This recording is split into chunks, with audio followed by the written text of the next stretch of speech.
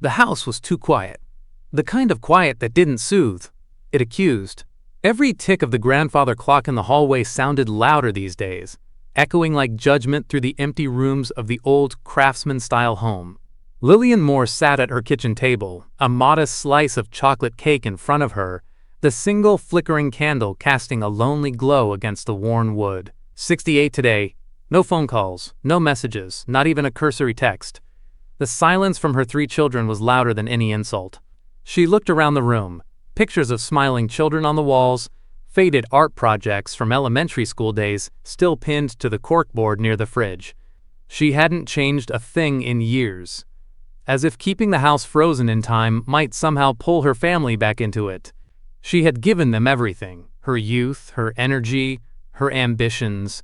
She dropped out of nursing school when her oldest, Caroline, was born.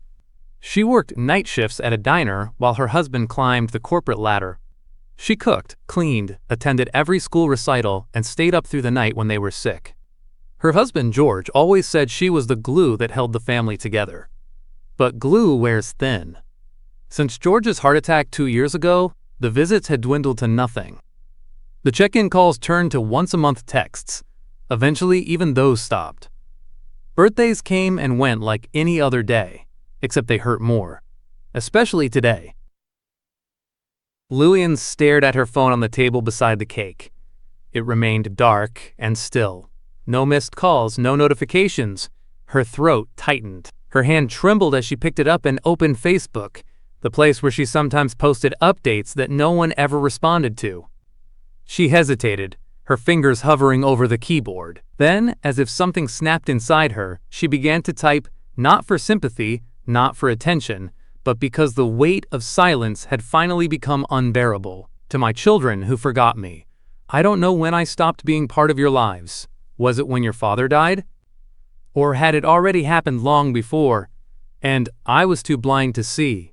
I raised you with every ounce of love I had, and yet here I am on my 68th birthday, lighting my own candle, singing to myself, and wondering if I ever mattered at all. She wrote with rawness she hadn't let herself feel in years.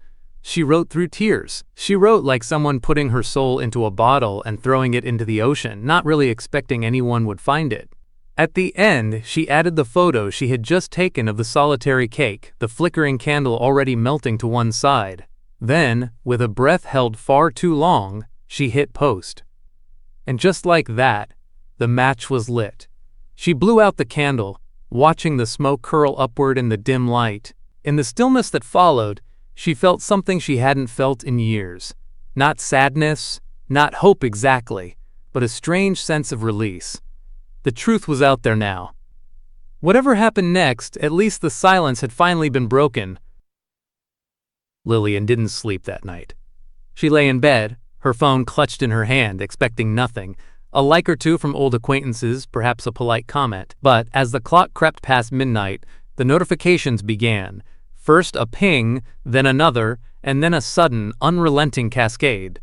By morning, her post had over 200,000 shares. By noon, she was a trending topic. People from around the world flooded her page with messages of love, outrage, and recognition. "You spoke for all of us," one comment read. "You are seen. You are loved." A woman from Norway shared how her son hadn't spoken to her in 6 years. A retired teacher in Kansas wrote a poem inspired by Lillian's words. Hashtags like #ForgottenMothers and #CallYourMom spread like wildfire. By afternoon, reporters were calling. Local news vans lined her sleepy cul-de-sac, and a producer from a national morning show requested an interview. They wanted the woman who had broken the internet with nothing but honesty and a slice of cake. Lillian stood at her front window in stunned disbelief, watching strangers set up cameras across her lawn. Neighbors she hadn't spoken to in years now waved with awkward sympathy, as though realizing they had missed something important. It was surreal, this sudden, blinding spotlight. And yet, amidst the whirlwind of attention, Lillian felt more alone than ever. She sipped lukewarm tea while a local anchor patted her hand between takes and assured her she was an inspiration. But none of the fame changed the fact that her children hadn't called, not even a text. The silence from them now seemed deliberate. a wound kept open by choice. Then, just as the evening sun dipped below the horizon and Lillian finally closed the blinds, exhausted, the doorbell rang. It wasn't Media this time. Standing on her porch was a girl no older than 20, with tightly coiled hair, eyes too knowing for her age, and a nervous half-smile. She held a small duffel bag at her side like she wasn't sure whether she was staying or leaving. "Mrs. Morse," the girl asked softly, "I'm Nina. I think I'm your granddaughter." Lillian froze. She opened the door wider on instinct but didn't step forward. "I'm sorry, dear, but I don't think that's possible. None of my children have a daughter named Nina." The girl's gaze didn't waver. "I'm not their daughter," she said quietly. "I'm Daniel's, the son you gave up, my father." The name hit Lillian like a gust of cold air. She had never had a son named Daniel. At least she didn't think she had. The noise of the world outside faded into the background as Lillian stared at the young woman before her, suddenly unsure of everything she'd ever believed to be true. Lillian sat across from the young woman in her living room, her fingers wrapped tightly around a chipped teacup she hadn't used in years. The room was quiet, the hum of the refrigerator in the kitchen, the only sound between them. Nina sat perfectly still on the edge of the floral love seat, her eyes scanning the framed photos on the mantel like she was trying to find her place among them. "I'm sorry," Lillian said for the third time, her voice thinner now. I've never had a son named Daniel. I had 3 children, Caroline, Michael, and Jenna. That's it." Nina didn't flinch. "He was adopted in 1978, that's what I was told. He always said you gave him up when he was a baby." The words felt like stones dropping into Lillian's stomach. 1978. That year she remembered well. The year she'd had complications after a miscarriage, or so George had told her. She had spent 2 blurry days in the hospital and woke up to his voice saying, "It's over, Lil. The baby's gone. Don't torture yourself." She never questioned it. Why would she? Now Nina was saying something entirely different. And her eyes, there was something in them. A resemblance Lillian couldn't quite explain. Not to her children, but to George. That same intense stare, that same stubborn jawline. "Why are you coming to me now?" Lillian asked cautiously. Nina hesitated, looking down at her hands. "Because your post went viral. My father saw it. And he broke down. He doesn't want to meet you. But I had to know. I had to see the woman he couldn't talk about." "Can't or wouldn't," Nina's mouth pressed into a thin line. "He says you abandoned him, that you chose the family you wanted and forgot about the one you left behind." The accusation stung like ice water thrown across the face. Lillian set her teacup down with a trembling hand. "I don't remember any of this," she whispered. "If it's true, I didn't choose anything. Someone else made that decision for me."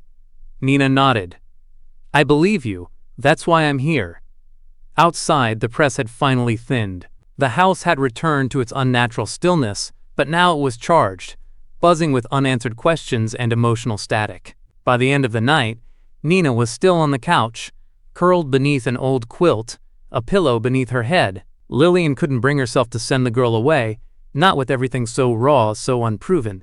She watched Nina sleep, noting again that strange, uncomfortable familiarity. In the kitchen, she opened her laptop and searched DNA testing kits. She ordered 2. And as the confirmation email landed in her inbox, a new one appeared beneath it, this one from Jenna.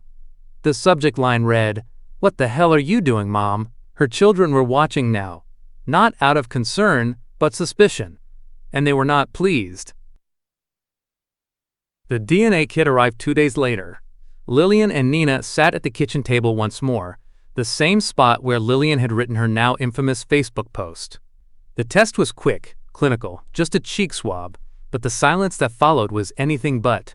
They mailed it off together. Then they waited. The days crawled.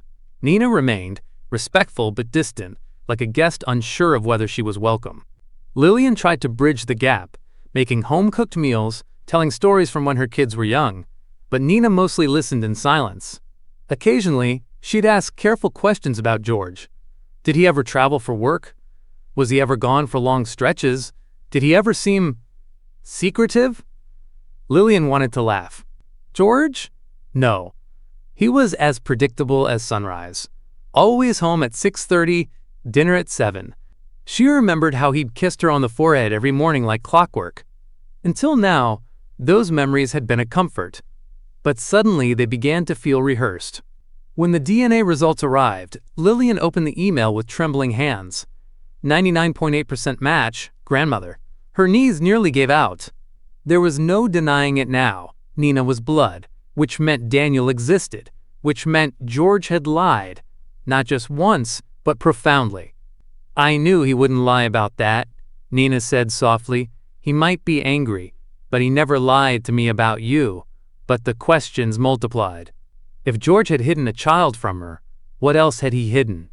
Later that evening, Lillian found herself in the attic, sifting through boxes labeled in George's tidy handwriting.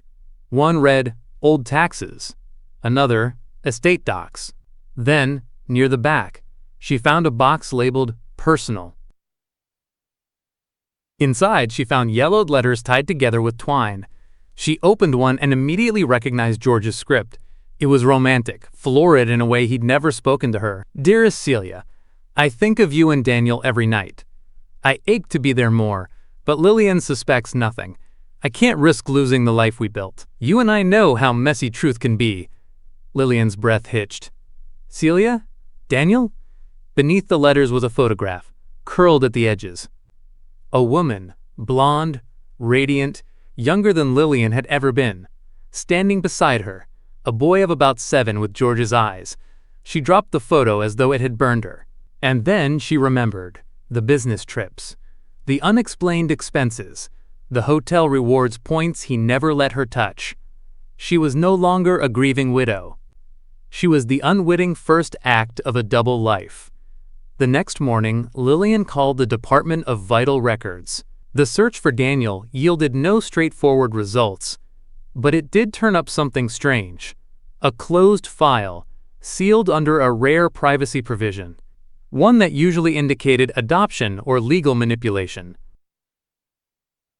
Someone had gone to great lengths to erase Daniel's paper trail. As she hung up, Nina appeared in the doorway, holding her phone. Her brow was furrowed. You need to see this.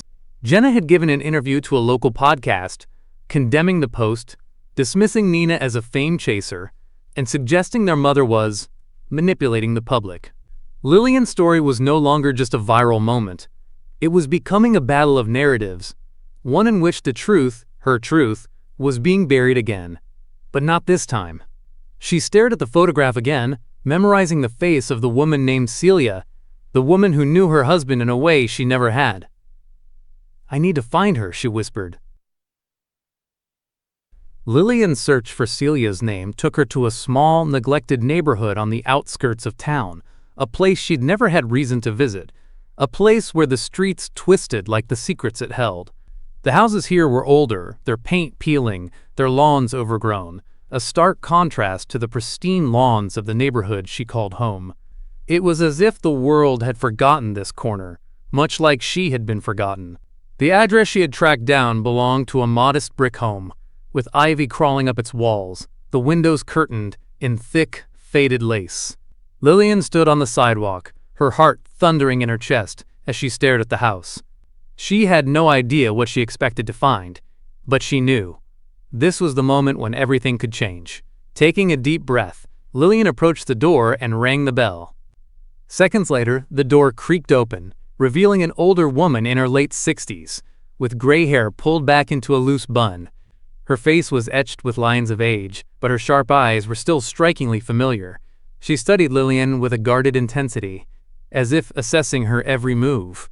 Yes, the woman asked, her voice cool, but not unkind. I'm looking for Celia, Lillian said, her voice unsteady. I believe she was my husband's wife. Or at least she was someone important to him. The woman's eyes flickered just for a moment before she stepped back, motioning for Lillian to enter. You'd better come inside. Lillian followed her into a dimly lit foyer, the walls lined with old photographs, some in frames, others in drawers that had been carelessly left open. The house smelled of dust and incense, a thick, nostalgic scent that made Lillian feel like she was stepping into another era. "Who are you?" the woman asked once they were seated in the living room. "What exactly do you want?" Lillian hesitated, the weight of the question pressing down on her. "I'm Lillian Morse. I was married to George Morse, your husband, I suppose. I had no idea about you, or Daniel." The woman's expression didn't change, but something in her eyes softened, a flicker of recognition, or perhaps regret. "George," she muttered almost to herself. "I wondered if you'd ever come looking. He promised me you never would." Lillian felt a knot tighten in her stomach.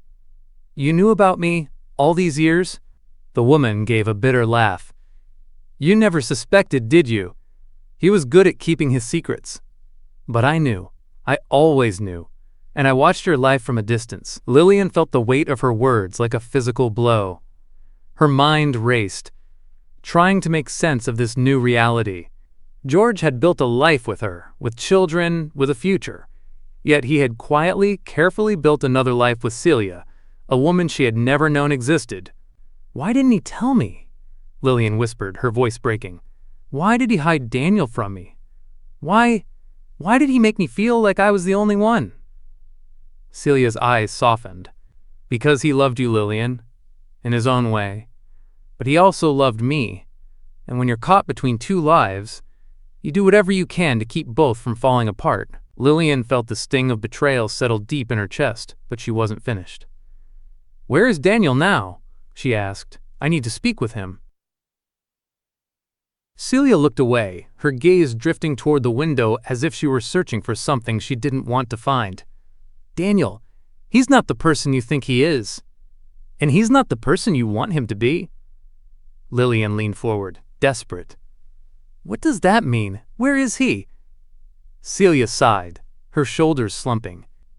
"He's been hiding from you, hiding from all of us for years. He doesn't want to be found. He's angry, Lillian.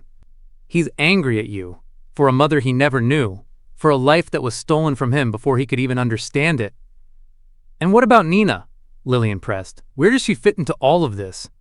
Celia's face tightened, and for the first time her composure cracked. "Nina is his daughter, yes, but she's not the only one with a claim on your family. There are other truths, things about Daniel you don't know. Things about Michael, too." The words hit like shards of glass. Lillian's mind reeled as she tried to piece together what Celia was hinting at. "I need to know everything," Lillian said, her voice shaking but resolute. "Tell me what happened. Tell me about Daniel. Tell me about Michael. What secrets did George keep from me?" Celia paused, her eyes narrowing as she seemed to weigh the consequences of what she was about to say. "I'm not sure you're ready for all of it, but if you're looking for answers, Lillian, you'll find more than you bargained for." The phone call came late in the evening, the kind that makes you hesitate before answering, as if you already know the news will be bad. Lillian's hands trembled when she saw the caller ID. It was Michael. She almost didn't pick up. After the interview Jenna had given, accusing her of manipulating the public, Lillian wasn't sure if her son would even want to speak to her, but the guilt of never having truly understood him clawed at her, and she answered. "Michael?" Her voice cracked. "Yeah, Mom, it's me." Michael's voice was tight, as if every word took effort. There was something raw in his tone, something broken. Lillian's heart squeezed. "Michael, I saw the news, saw what happened with Nina," he interrupted, his voice edged with both frustration and confusion. "Is she really?" "Yes. She's my granddaughter. At least, she's related to me somehow." Lillian's words felt foreign, even to herself. There was no use in sugarcoating it anymore. "I didn't know about Daniel until recently. And I didn't know about you either." There was a long silence on the other end of the line. "I'm adopted," Michael said finally, his voice small, almost like a child's. "I didn't think you knew. I never thought you'd find out." Lillian's stomach twisted.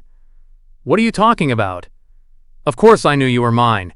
You were my son. I raised you." But Michael's voice was filled with something she hadn't heard before. Desperation. "No, Mom, I'm not. I'm not yours. Not by blood." Lillian felt the air leave her lungs. The room seemed to spin, and for a moment she thought she might collapse. "What do you mean? You're my son." I raised you. I changed your diapers. I held you when you cried. I know you did. You were my mother. But my real mother wasn't you. She was someone else. Someone I never knew. Someone you never knew. Lillian's hands gripped the edge of the table, the world narrowing down to this conversation. But how could I not know? How could George? Because George hid it from you, Michael said bitterly. He made sure you never found out. You never saw the adoption papers because he never let you. The woman who was my real mother, she was in prison when I was born. I was put into foster care. And your husband, he adopted me. He told you I was his son, but he never told you where I came from. Lillian's heart pounded in her chest, a low roar filling her ears. She had always trusted George, trusted him implicitly. He had been the steady force in her life, the one who kept her grounded. But now, the weight of his betrayals was suffocating. How could he do this to me? Lillian whispered, her voice trembling. How could he lie about something so important? I don't know, Mom, Michael said, his voice softer now. But I've spent years hating you for something you never even knew about. I thought you didn't care. I thought you abandoned me like you abandoned Daniel.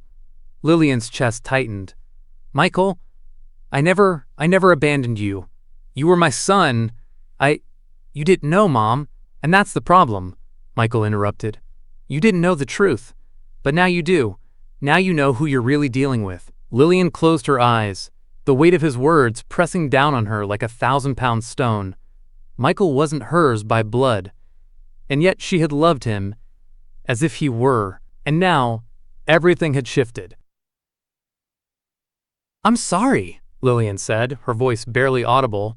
I'm so sorry, Michael. I didn't know.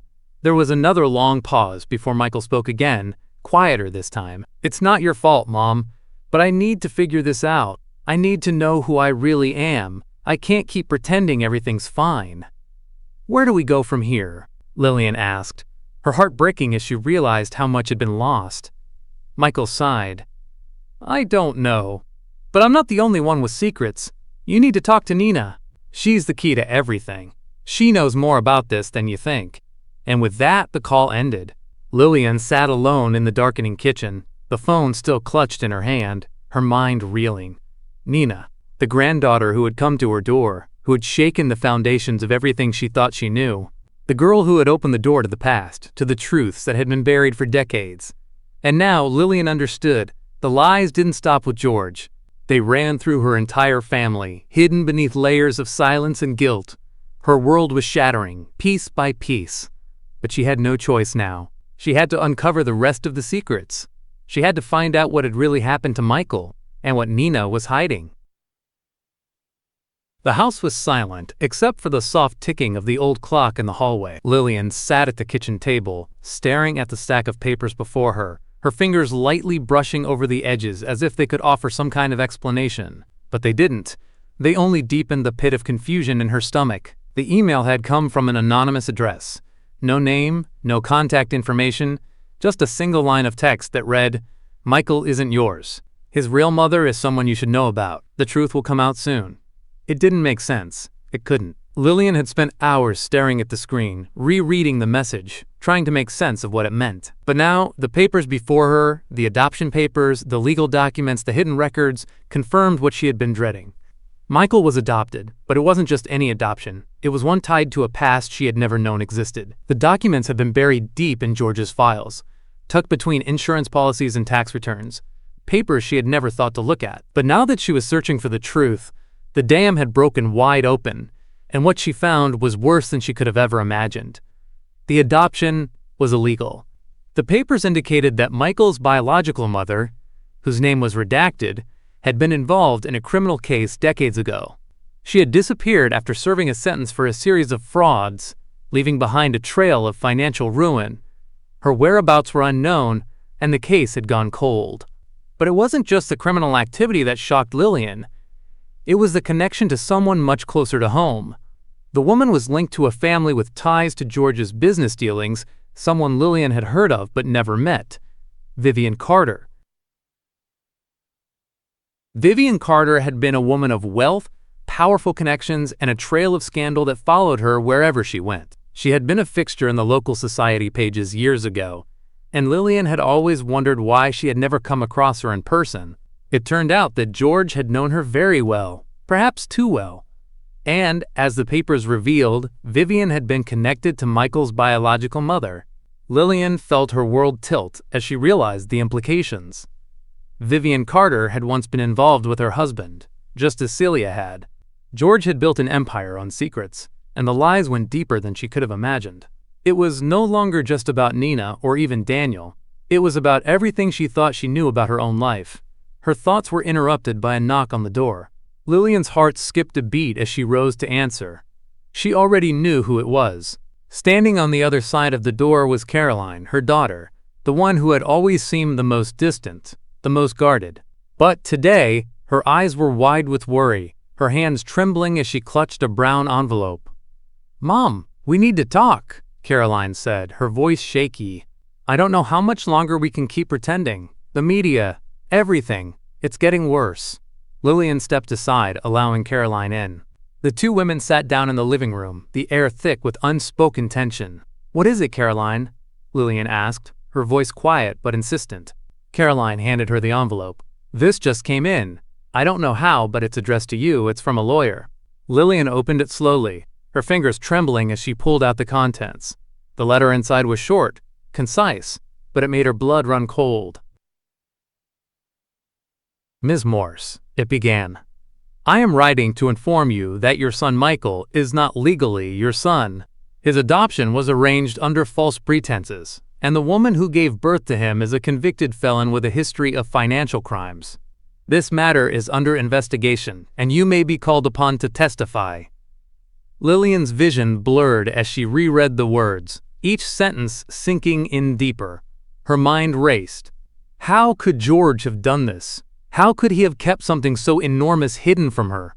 And, more importantly, why had no one told her the truth? "I don't understand," Lillian whispered, her voice barely audible. "Michael's not mine. Not by blood. He was adopted. But why didn't George ever tell me?" Carolyn's eyes shifted nervously. "Because he was hiding things." "Mom, there's more. The reason Michael's adoption was kept quiet, it's connected to Vivian Carter, the same woman who was in and out of the tabloids with Dad. She and Michael's biological mother were involved in something much bigger. And Dad, he knew all of it. He was protecting her. Protecting them." Lillian felt the weight of the world pressing on her chest. Everything was unraveling, and she was no longer sure where the lies ended and the truth began. She had spent years believing in the family George had built, trusting him completely. But now, she realized, she had been living in a house of cards, and the slightest breath had blown it all away. "Michael deserves to know the truth," Lillian said, her voice shaking with resolve. "I need to tell him. I need to make sure he understands that none of this was my fault." Caroline nodded, her face pale. "You'll need to be careful, Mom. The media, the press, they're getting wind of all this. The truth is coming out whether we want it to or not." Lillian clenched her fists. She could feel the weight of the coming storm, the tidal wave of public scrutiny and personal betrayal that was crashing toward her. But as she looked at Caroline, she realized one thing. There was no turning back now. The truth was already out, and the only thing left to do was face it head-on. The morning headlines were merciless. From beloved matriarch to wife of a crook, the dark past behind the viral post, the widow's web, secrets, lies, and stolen millions. Lillian sat in her living room, the television casting a cold, flickering light across her weary face. She held the remote loosely in one hand, but she wasn't really watching. The anchors were repeating what she already knew. Worse, what she had only recently begun to grasp. Her husband, George Morse, the man she had trusted, loved, and mourned, had not been the man she thought he was. Nina, who had become both a lifeline and a puzzle, had found the first thread.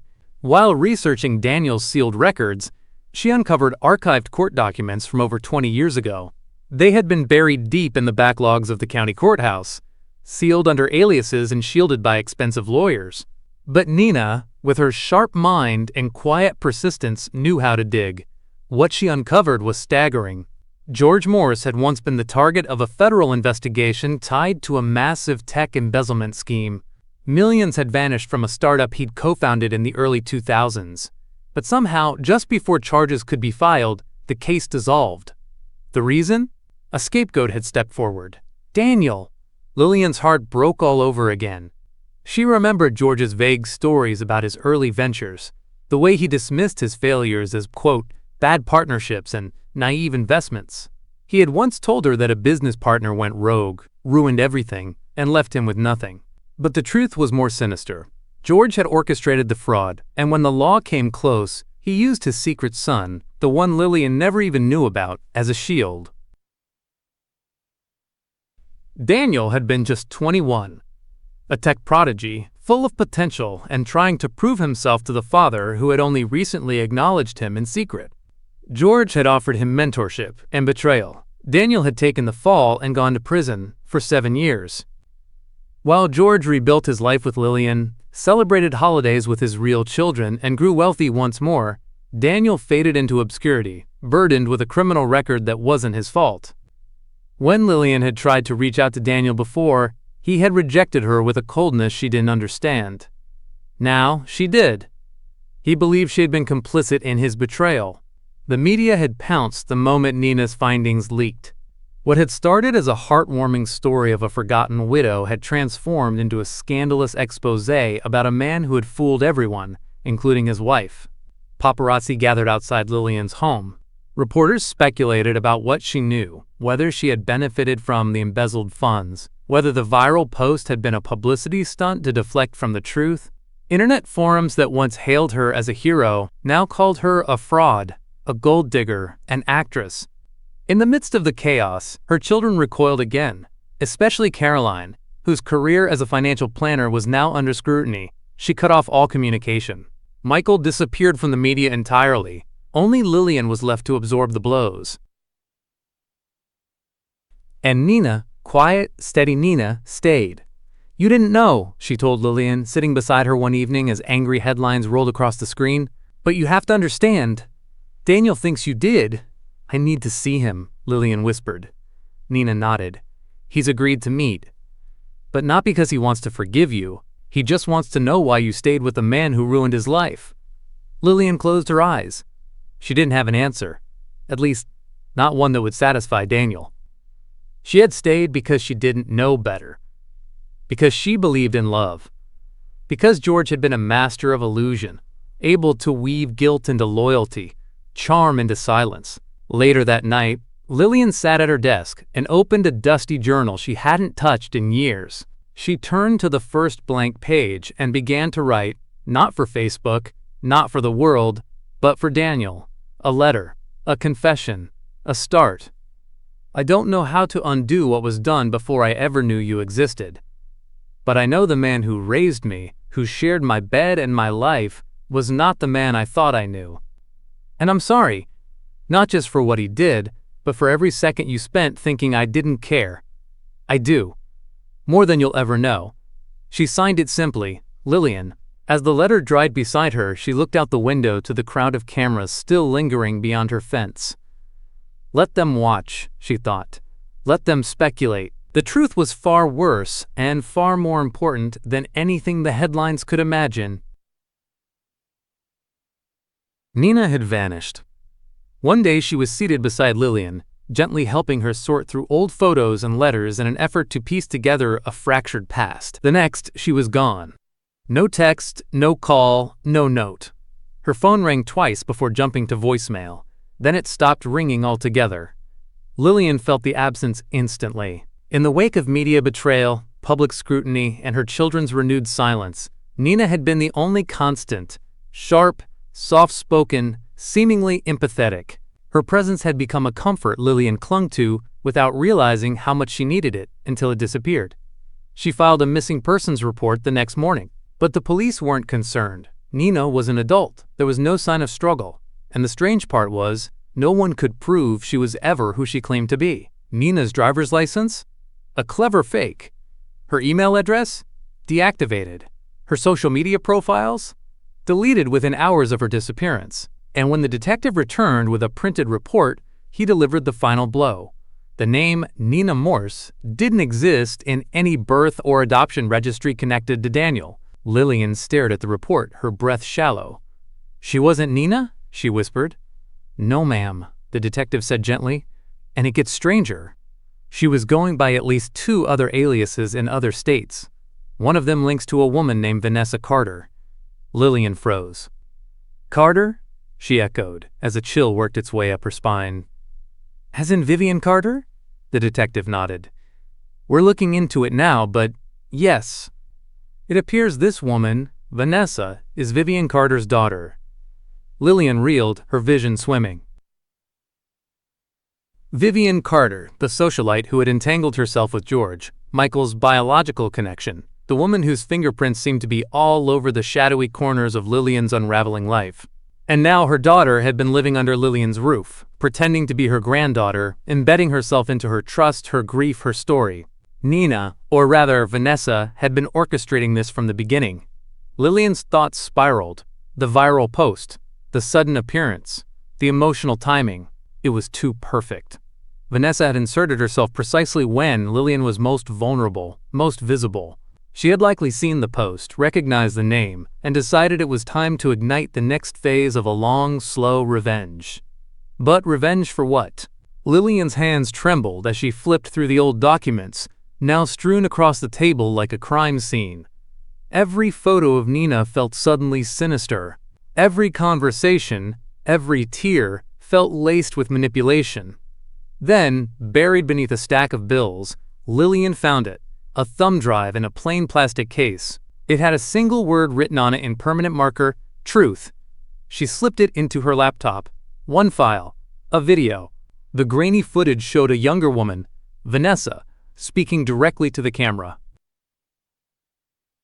"This isn't about money," she began. Her voice was calm. "This is about justice. My mother, Michael's mother, was discarded like garbage by George Morse. He used her. Promised her love. Then he forged adoption papers, took her child, and paid to keep her quiet. She drank herself to death before anyone could hear her side. And the great Lillian Morse? She just stood there smiling, playing happy housewife, while my mother cried herself to sleep in a cheap motel. So yes, I pretended to be someone I'm not. I had to get close to her. I had to see if she was really that blind. You're gonna know what she's built her life on. You're gonna see how easily people believe lies when they come from a grieving woman's lips." The video cut off. Lillian sat frozen, her mouth dry. Vanessa had never wanted a family. She wanted a stage. The viral post had given her a spotlight. The sympathy Lillian had received? Vanessa had weaponized it. She had pulled Daniel back into the media's eye, sabotaged Michael's already fragile sense of identity, and left Lillian surrounded by smoldering ruins. And yet, amid the betrayal, Lillian felt something else, a strange, unexpected ache of empathy. Vanessa had lost a mother George had discarded, hidden, and paid off like a scandal, just as he had done with Celia, just as he had done with Daniel. Lillian hadn't known, but ignorance did not absolve her of complicity. She opened her journal and turned to a new page, not to write another letter. This time, to make a list. 1. Call Daniel. 2. Speak to Michael truthfully. 3. Go public. Not for defense, for honesty. 4. Apologize to Vanessa, wherever she is. She deserved more than revenge. 5. Find peace, not in silence, but in the truth. Outside, the press camped beneath her porch light, waiting for her next move. Inside, Lillian no longer trembled. She had walked through fire, and in Chapter 10, she would speak not as a forgotten widow, not as a viral victim, but as a woman finally free from the shadows her husband left behind. The day of the press conference dawned gray and storm-laced, as if the sky itself were holding its breath. Lillian Morse stood before the mirror in her modest bedroom, adjusting the collar of a navy blue blouse. Simple, respectful, strong. There was no stylist, no makeup artist, no media consultant, just a woman who had been stripped bare by truth and now chose to speak not as a symbol or a scandal, but as herself. Outside, a small crowd gathered in front of a local community center. Reporters jostled for position. News vans with satellite dishes hummed. Her story had captured the world, but not in the way she once imagined. They came expecting another apology, Another desperate attempt at image control. But Lillian had not come to ask for forgiveness. She had come to burn down the illusion that held everyone hostage. When she stepped onto the small stage, flanked by no one, the crowd hushed. She took a breath, looked down at the podium, then up into the sea of lenses and curious eyes. Months ago, I wrote a post titled, "To My Children Who Forgot Me." I wrote it from a place of pain. I never expected it to reach beyond them. But it did. It struck a nerve. It woke up the world. And I thought maybe, just maybe, it would wake up my family too. What followed was something I never saw coming. Love from strangers, but also lies, betrayals, and a reckoning with the man I loved for 50 years. My late husband, George Morse, lived a double life. He fathered a child I never knew. He manipulated that child into taking the fall for his crimes. He adopted a baby under false pretenses. And he left behind a legacy built on secrecy and silence. I didn't know, that's the truth. But it doesn't make me innocent. Because I didn't ask enough questions, I didn't demand answers. I believed what I was told because it was easier to believe in love than to face the possibility of betrayal. And to the young woman who called herself Nina, Vanessa, I see you. I don't hate you. I hurt for you. You lost your mother to the same man who took so much from all of us. You found a way to make the world hear her name again. I only wish you hadn't had to lie to do it, but I understand why you did. As for my children, Caroline, Michael, and yes, even Daniel, I don't know if we can ever be a family again. Too many truths were buried. Too many versions of the past conflict with the people we thought we were. But if we are ever to begin again, it won't be with denial. It will be with truth. She paused, her voice steady, her spine straighter than it had been in years. I'm not here to reclaim an image, I'm here to release one. I will no longer wear the title of forgotten mother, or viral widow, or victim of a great man. I am simply Lillian. And I am free now, not because the world saw my pain, but because I chose to see it myself. She stepped back. There was no applause, just silence, deep, weighted, reverent.